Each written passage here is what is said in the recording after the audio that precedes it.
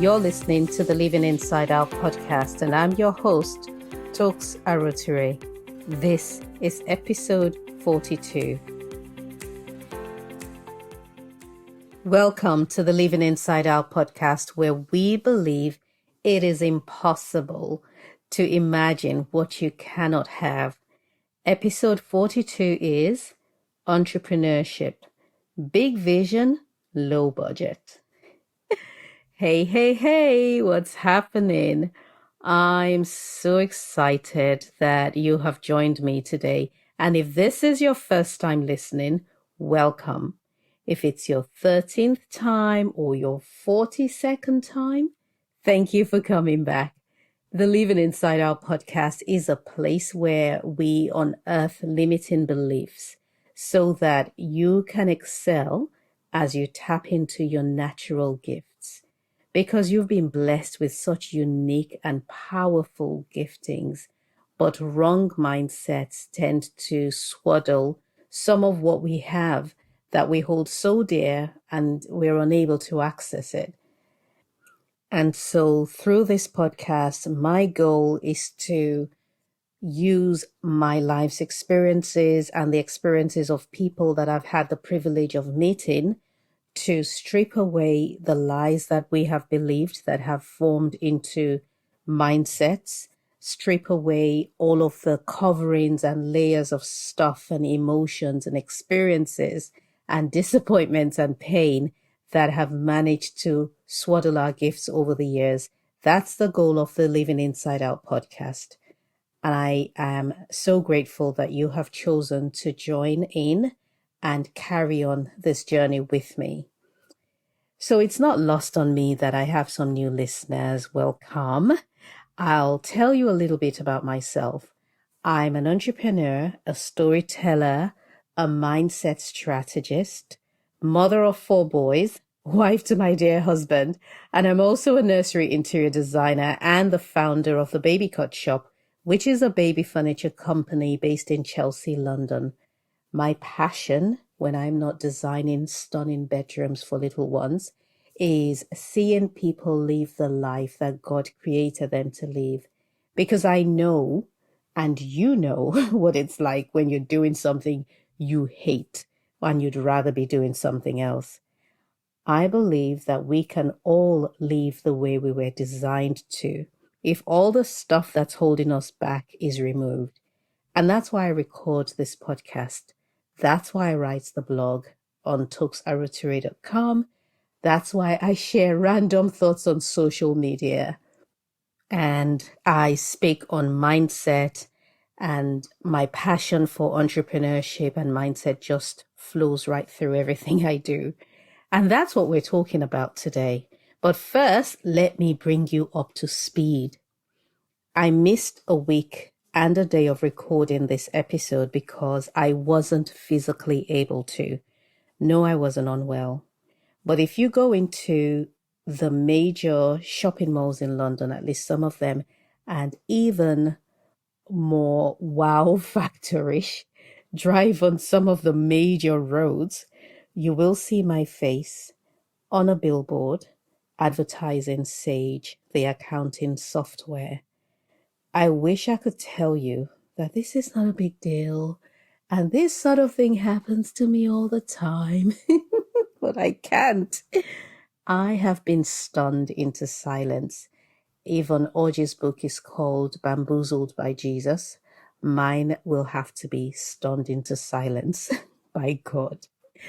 I can't even begin to tell you the sense of awe that I feel and the excitement and joy and expectation for an even brighter future that I'm currently experiencing, and also just the level of support and love that my friends and family, both old, new, forgotten, have showered on me over the last week and a half or so.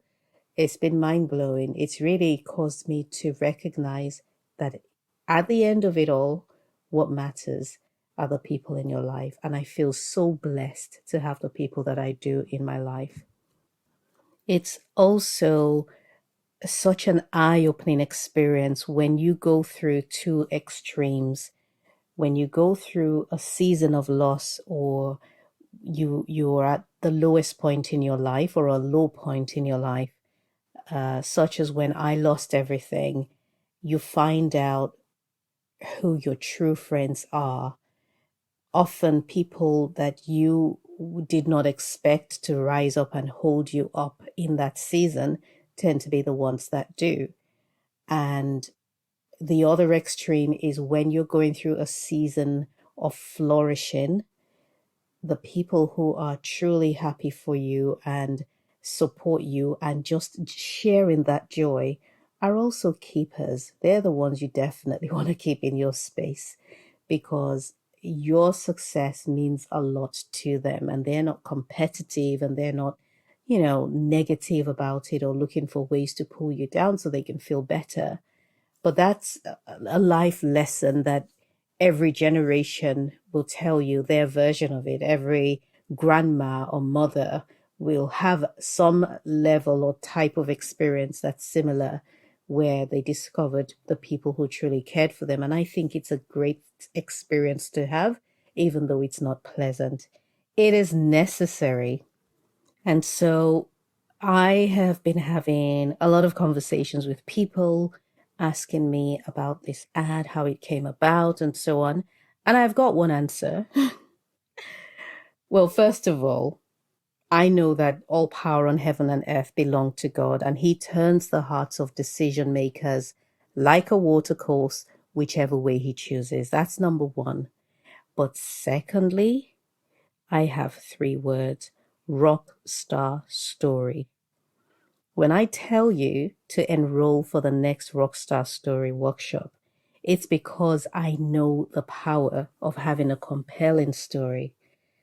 Because mine played a major role in getting me this collaboration with Sage. They asked me about my business. I told them my rockstar story. They were impressed, and here I am now. Anyone will be impressed with a rockstar story, not because it shines brighter than others, but because it's a relatable story that talks about disappointments and regrets, as well as successes and hopefulness, in a way that it really connects with the hearer. And that's what I teach in the Rockstar Story Workshop: how to weave your story in a way that will cause anyone to want to work with you or be associated with you in some manner. I've told you. 31st of July, 6 p.m.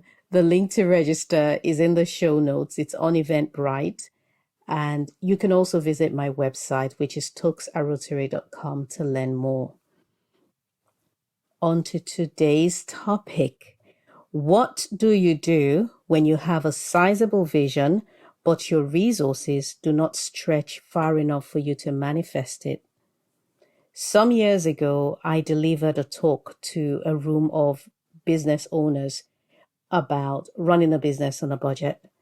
I did not expect a large turnout, even though the event was to be attended by over 70,000 visitors. The reason I didn't expect a large turnout was because I believed there was only one person in that room struggling to build their business, and that was me, and everybody else wasn't. They were all cool. They were all fine. You see, when you're crawling through the trenches, that space that appears so arid and barren and dry, the mind magnifies every little mishap so that it appears too big for you to handle. It's just your brain's way of protecting you from getting into a difficult situation. And yes, being an entrepreneur comes with its own set of difficulties, but it doesn't mean we should run from them. In fact, I think it was John Maxwell who coined the phrase fail forward, because our instinct is to turn and run in the opposite direction. Think about it. The last time you failed, what was your initial thought? There are people we see as financially privileged when they start a business, or when they're running a business, or they're growing a young business. We see them as being in an advantageous position. I used to know someone who repeatedly said, If only I had the funds. If only I had an investor. My business would have catapulted by now. And she was probably right, but only to an extent. Because I believe one of the most dangerous phrases and mindsets that you can have as a business owner is looking back and looking forward and dealing with everything else except where you're presently at. And so you fantasize about alternative situations that you think is the solution to the current challenge that you're going through. Episodes 9 and 10 talk about lies we believe or lies we tell ourselves, and if only is one of them. So head there when you're done with this and go have a look at it, because there are a number of reverse affirmations that we say that are logical, and but by repeating it to ourselves, we are feeding our minds negative seeds, or seeds that are going to sprout weeds and take up the space in our mind.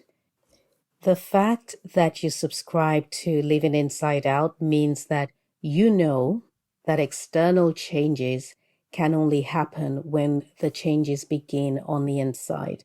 So if you have a grand vision for your business, which is in direct conflict or contrast to the size of your bank balance, the only way you can manifest it is if you work on your inside first. What many people tend to do is downsize their dreams to align with their visible resource. So when I stood in that hall, overflowing with business owners that I was certain could not have had my experiences, I was in effect telling myself a lie, that I was the only one going through what I was going through. And this disinformation created a feeling of isolation. It kept me in my own world, and in that world was lack, insufficiency, not enoughness, struggling, striving. So let's dive into the practicality of growing a business on a budget. The first thing is, what have you got? There's a well known story in the Bible about a man named Moses, and God called him to rescue the children of Israel from Egypt. They had been enslaved by the Egyptians, but Moses had a speech impediment and a lack of confidence. And the thought of standing before Pharaoh with the famous words, "Let my people go," was daunting. The thought of leading over 500,000 people out of enemy territory on his own, without an army and without being articulate, just sounded like a fantasy. But God was serious, and he asked him, "What's that you've got in your hand?" And he was holding a rod. I think it was a shepherd, not 100% sure, but he was holding a rod. And he later went on to use that same rod to perform multiple miracles, including splitting the Red Sea in two so the Israelites could pass through them. And so the first thing we want to do is take stock of what we have. That's important because we typically disregard much of our successes, much of our skills. And that's the basis on which the Rockstar story is built on, identifying your successes and your wins and your achievements. We have to dig and recognize them. The reason we need to make that effort is because we tend to dismiss them as, "Oh, I just did what I had to do." Somehow we don't ascribe honor to things that don't cause us pain or struggling or suffering. And we also downplay anything that doesn't draw a gasp of admiration from someone else. And so the workshop helps to pull out those successes that we've missed out on. But even just in the mindset that we're building, which is recognizing what you have, you've got to really dig deep and find out what exactly you have. What have you done? What skills do you have? When I returned to the United Kingdom empty-handed, having lost everything, episodes 1 and 2 of this podcast, I identified my ability to learn as a form of capital, as I didn't have any money. So I went on Google and learned how to build a website at a time when doing so was rocket science. Recently, I gave a talk to a room full of women and was asked the question, what was it that kept you going? What gave you the audacity to press on in the face of complete loss? And my answer? My back was up against the wall. I had no options. I had no way out, no promise of a better tomorrow. The last thing you want to happen when your time on earth comes to an end is to say, I could have tried harder. I could have pushed myself just a little bit more. I don't know about you, but something that motivates me is the fear of regrets. If you need help, which you most likely will, there are budget friendly options of team building using service marketplaces like Fiverr and Five Squid, where you can find web designers, graphic artists, logo makers, copywriters. Everything's on there on these platforms. Everything you need can be found. There's somebody somewhere who is skilled at the thing that you find impossible to do. Just make sure that you either go with recommendations or find somebody who has lots of positive reviews. And this leads me to my second practical point, which is hiring staff. Because the time will come when you need more regular help in your business. A VA or virtual assistant is always a good place to start, and you can also hire staff part-time to start with and then later build up their hours until it's full-time. One of the pitfalls about starting your business on a budget is that having done everything yourself for a while, you begin to feel pretty invincible and you think you can carry on by yourself. But we all have our natural abilities and we all have our weaknesses. So beware of your mind convincing you to do what you cannot physically do, or perhaps you can do it, but you will not do it to the best of your ability or the best way that it can be done. So while it might sound a bit of a stretch, but one of the best ways to grow your business on a budget is to hire good staff.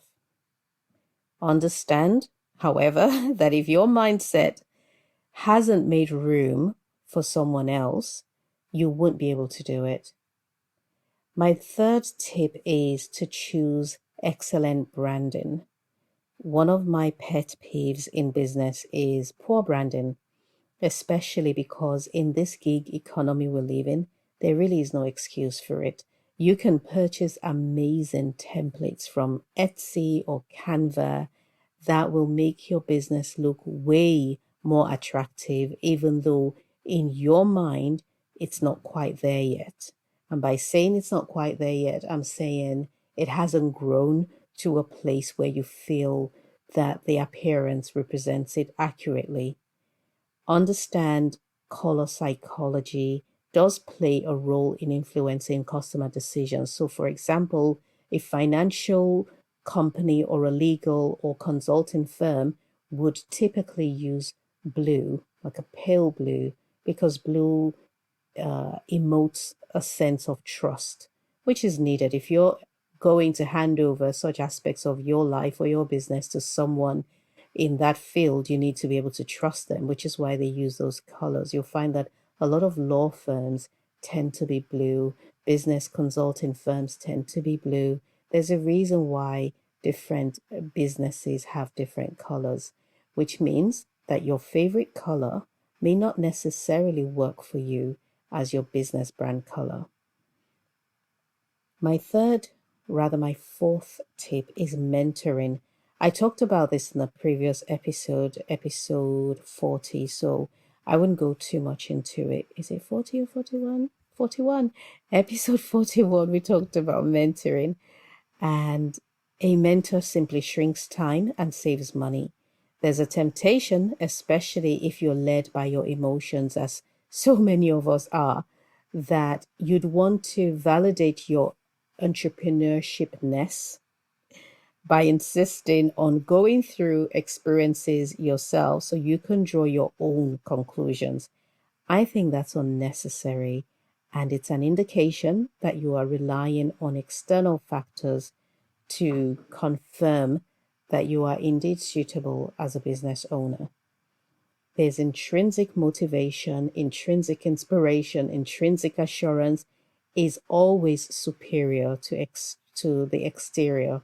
The inside is always superior to the outside. Number 5, get your pricing right. I cannot count the number of new product owners who have come to the baby cut shop to present their beautiful products to me, and I'm unable to take it on because the price isn't right. In the United Kingdom, you've got to be VAT registered. Actually, you don't have to be VAT registered until you are turning over a threshold, which I believe is currently £85,000 per annum. This means that at some point, your retail price will suddenly go up by 20%. So you're doing your business and you're growing it. You hit £85,000, your prices suddenly go up by 20%, or you take a 20% loss. If you sell goods and services that are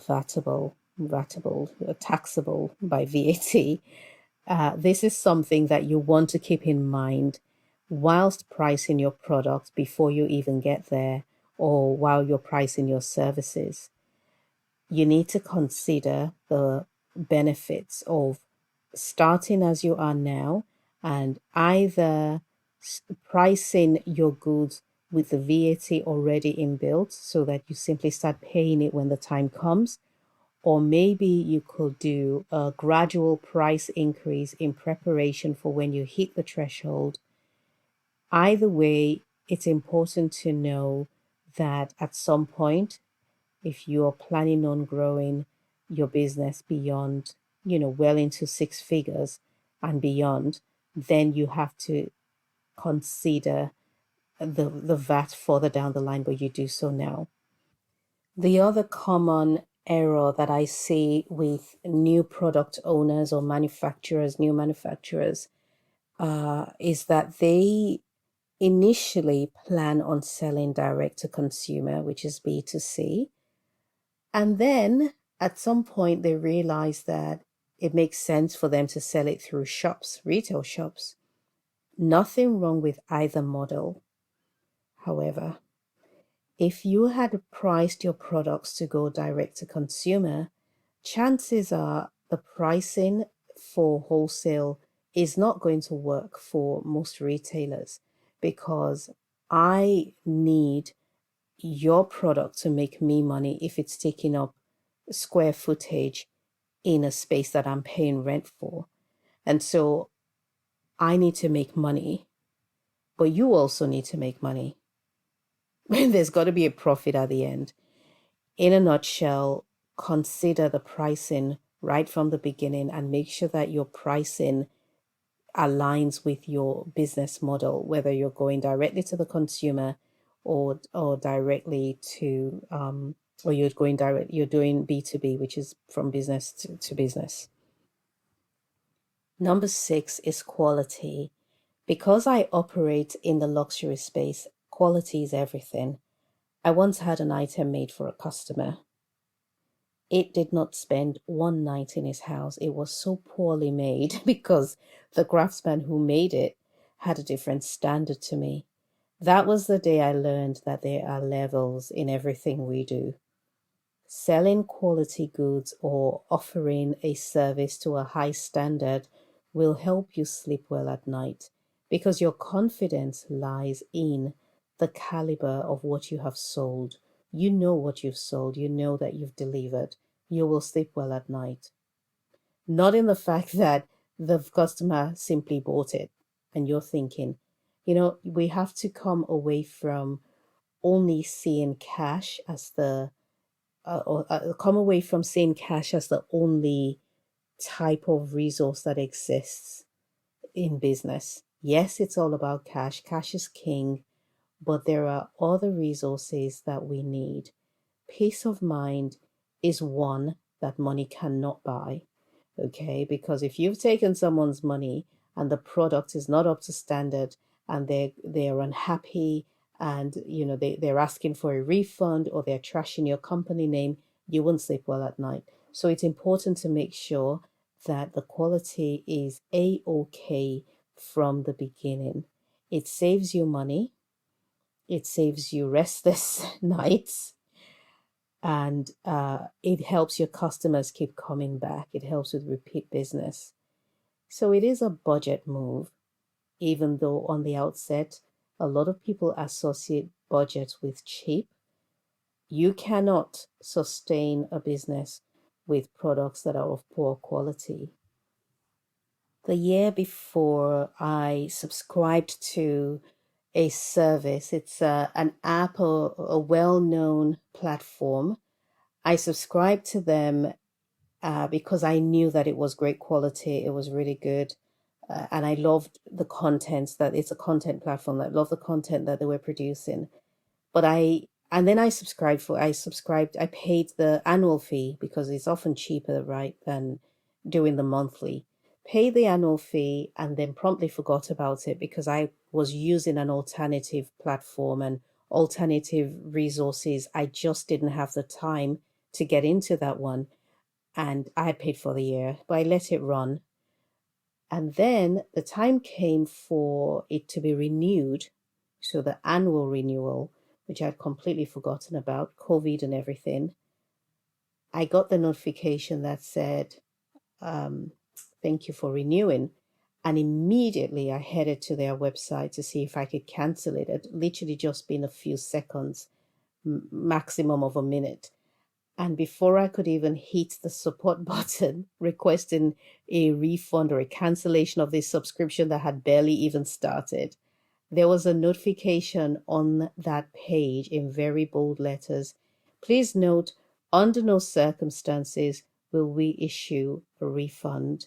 If you have started a new subscription, a new annual subscription, we will not refund you. We will not change it to a monthly and all of that. That really put me off. I didn't bother contacting them, but I made up my mind. I will not be renewed. As a matter of fact, at that point, I cancelled the subscription there and then so that it doesn't renew for the following year. But I was really put off by it, and I saw it as a cheap way of making money. So yes, they got my £200 or £300 there and then. I can't remember how much it is, probably not that much, but they got my money, but they're not going to get my money the following year. And when I compare that to other platforms that I've subscribed to and made the same mistake or decided I don't want it anymore, they actually offer to give me back my money. So it's not a big deal, but it's all about experiences. My experience in that moment was them shutting me down before I even had a chance to say a word, and I didn't like it. It left a bad taste in my mouth. And so when it comes to running your business or growing your business on a budget, in the long run, it pays to offer a great service and a great product. Don't cut corners by going down the cheap route because it's nice and easy to present beautiful pictures on a website, but then when the customer receives the goods or you overpromise and you underdeliver on your service, you are not getting them back. They're not going to come back to you. Some people will complain, some people will ask for their money back, and some people will be silent. I had an experience recently and it really made me sad because I wanted to support this small business and I purchased some clothing from them. And looking at the price point, my expectation was, you know, I think my expectation matched what I paid for. But then the products arrived and I was disappointed in the quality. It looked nothing like it did on the website. And I asked for my money back and they graciously refunded me the money. I sent the goods back. So that ended well. And it didn't leave a bad taste in my mouth at all with regards to their integrity and their promise, but it did make me resolve not to order from them again.